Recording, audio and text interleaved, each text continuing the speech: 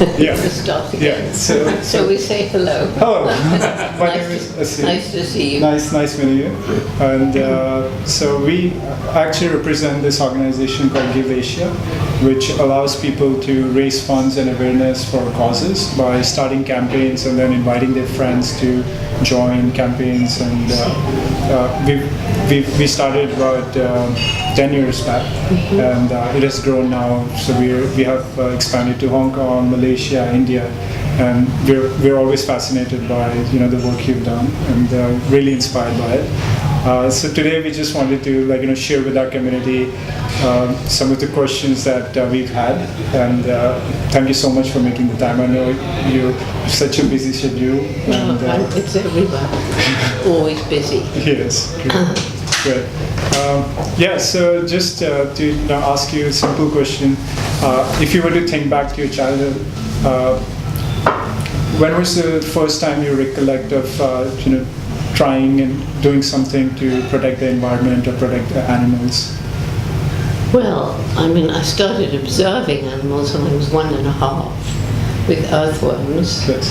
And then I went on to my first real proper observation of animal behavior, which was waiting 4 hours in a hen house to see how a hen laid an egg. And the main point of that is that I had this supportive mother who didn't get mad when I did what other mothers might think was naughty. Yeah. Putting earth in your bed, Yeah. disappearing and causing everybody panic so they didn't know where I was. Yeah. And do you remember the first time you did something to protect animals or protect environment? To protect animals, well, I always used to pick up worms and move them off the road. Okay. That's a good project. Yeah, Yeah, that's I good. always did that. That's And great. rescued any little insects that were drowning, got them Great. out and dried them up, Great. Can't think of anything else that needed rescuing, really. Okay. And at what point did you decide to devote your life to environment conservation? And what made you do that? That was 1986, and I'd been with the chimpanzees since 1960. And we had a conference, and it was a conference bringing, by then there were 7 different chimpanzee sites across Africa. And this had never happened before. We brought them together. And we had one session on conservation. It was a total shock because in each of these 7 places forests were going, chimp numbers were dropping, foreign companies moving in, logging and mining and so forth. The beginning of the bushmeat trade, commercial hunting of wild animals for food. And we also had a session on conditions in medical research labs, which was utterly shocking.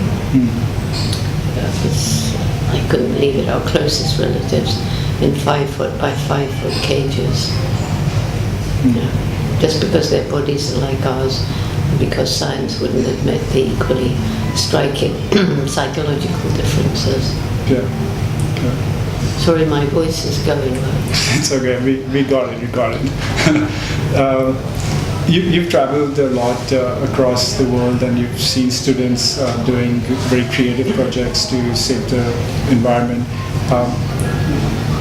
Do you have any top examples, like your favorite examples of inspirational projects? So many. Yeah. We're in 100 countries. Yeah. We've got about 100,000 active groups. Right. What do I like? Well, there's one project which I think is very symbolic, because our Roots and Shoots program is about making the world better for people, for animals, and the environment. Yeah. But it's also about breaking down the walls we build between people of different nations, different Yes. cultures, different religions, Yes. as well as between us and the natural world. And this is a project that was done in the Democratic Republic of Congo in the east, where there is still, periodic fighting. It's rich in minerals. Yeah. So all the big companies come in, but also different militia, African militia, come in and try to take control of the area. Right. And this was the first little Roots and Shoots group formed there in Goma. and children, about 15 children between 9 and 12, and they decided for their first project they wanted to plant trees on this hill, which had been a sacred hill they found and covered in forest. And so their coordinator, who's Congolese, he had to go to the resident militia, because they're continually changing, fighting each other, and get permission. And whoever he was, the colonel, said, well, it seems a very foolish project, but I suppose there's no harm in it, but I'll have to send soldiers with you. So now you imagine these 13 kids with their little saplings, and they were there with their coordinator, and they're going off to this hill, which is much further away than they thought. It's very hot, and they're traveling with 4 soldiers with AK-47s. I mean, you know. So they get there, and the soldiers are standing, and after about half an hour, it's very hot, and one little girl starts to cry. She's the youngest, and the ground is so hard and she can't dig her hole properly. And within about 15 minutes, that one soldier has put down his gun, leaned it on a tree, and he's helping her. Within the next 20 minutes, all the soldiers have left their guns and they're helping the children plant trees. And I love that because it's very symbolic. People helping people. People helping people, but also the environment by reforestation. Yeah. Because one of the big problems is destruction of the forest. Yeah, that's great. And the pollution of the ocean and the plastic bags. Yeah, yeah. We have many tree planting programs all around the world. Yeah. And we have children doing beach cleanups and collecting plastic, but of course you collect the plastic and it's back the next day. Yeah. A huge problem. Yeah. But they're tackling it. Yeah. And what is your advice to students who are thinking about which problems to tackle? Because there's so many, right? But we try not to advise them. Okay. We say, okay, yes, well, not with the little ones. I mean, Yeah. we start with kindergarten, and obviously they need they need some guidance. Sure. But if we're thinking of high school students, which is where we began, Yeah. each group chooses itself 3 projects to make the world better. One for animals, one for people, one for the environment. Yeah. And so they sit around, they talk. They don't all have to do all the projects. Yeah. So the children who like work with the environment do it because they're passionate about it. They chose it. We didn't tell them what to do. Exactly. So it's bottom up. Right. And this means they get much more involved. Their idea. And we have individuals acting on their own. That's great. So the Jane Goodall Institute has been around for 40 years, and that's an amazing accomplishment. What would you like Jane Goodall Institute to achieve over the next 40 years? When I'm long gone. Well, I hope it would have grown. But it's hard to say. I mean, the world's such a mess right now. It's hard to sort of think in a positive way about what we might be doing. Certainly to have many, many more roots and shoots groups. So we've got 33 JGIs, Yeah. but then we've got 100 countries with roots and shoots. Yeah. So the JGI is the umbrella, and Roots and Shoots is our environmental education program. Yeah. And we also raise awareness about environmental concerns and raise money, Right. especially for AIDS, but also for Roots and Shoots. Would you consider yourself to be more a believer of grassroots and bottoms-up approach compared to top-down approach? Yes, because top-down so often, I mean, you can make laws, but if people don't obey them and the laws aren't enforced, it doesn't really help much. So now we've got the people around Gombe involved in conservation. They get the point, they want to conserve it.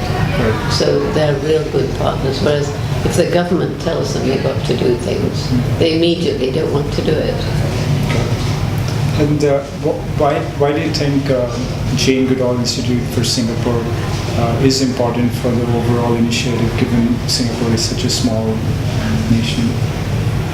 we should really ask Richard, who's the chairman of the board here. But basically, because Singapore is such a small space and with so many people, to create a situation where people and animals and nature lives in harmony is very difficult.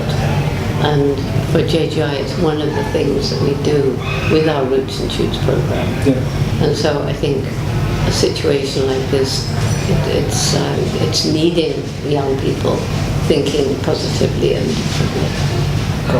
Great. What is your hope for the future?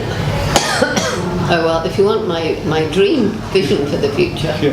it's having Roots and Shoots programs in all the schools and universities around the world. Okay. It's having an endowment for major projects. I mean, if there's trouble in Africa, Yeah. we have sanctuaries for orphan chimps. And if there's trouble in Africa, people may not want to donate money because they may think it'll be wasted. Meanwhile, we have to pay the staff, we have to pay the chimps' food. Yeah. And we also need to keep the Roots and Shoots program alive and going. Yeah. Is it possible? So raising money for an endowment, Yeah. and we now have it set up so that we can. It's legal and has a bank account and everything. So that is to ensure the continuation of my work when I'm gone. Right. So then I'll be free to die if I want to. Right. and is it possible for people to adopt a chimpanzee Yes. and like donate You can become online? a chimp guardian, yes. Yeah. And but do you know like which chimp are you adopting or you just? I'm sort of leaving it to them on the ground, Okay. but we could let you know. Oh, that'd be great. Yes. I think a lot of people would be interested Yes. in adopting. It's chimp guardian program. Oh, that's great. Yeah. I'm definitely going to check it And out. at the moment, people are adopting chimps from the biggest sanctuary, Chimpunga. But we also have a sanctuary in South Africa, Chimpeden, Okay. and then there's Gombe. Okay. So the plan is to be able to adopt chimps from all those Got it. places. Got it. How much does it cost? Like